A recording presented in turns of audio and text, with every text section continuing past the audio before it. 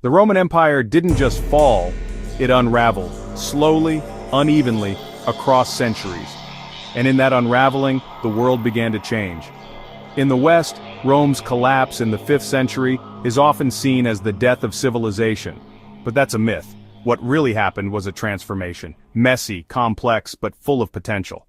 The empire left behind a vast infrastructure, roads that stretched across continents, a legal system that would influence centuries of governance, and a shared cultural memory that remained powerful long after the emperors were gone.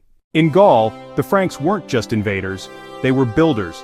They adopted Latin, embraced Christianity, and laid the groundwork for what would become medieval France.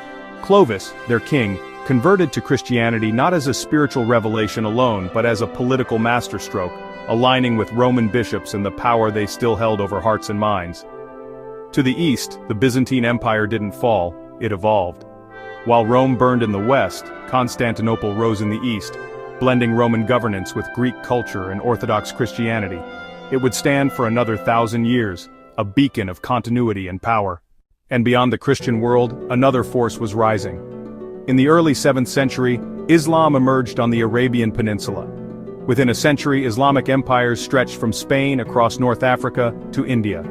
These new powers preserved ancient knowledge, expanded trade networks, and pioneered advances in science, mathematics, and philosophy. This wasn't a global collapse, it was a shift in centers of power. New empires weren't imitating Rome, they were redefining what civilization looked like. So why do we call it the Dark Ages? Because much of what we once knew was written from a narrow Western European perspective. When Roman order faded, Western scholars mourned, but they overlooked what was flourishing elsewhere. In China, the Tang dynasty ushered in a golden age of culture and invention. In West Africa, kingdoms like Ghana and later Mali began rising through wealth from trade. In the Americas, the Maya reached a cultural and scientific peak.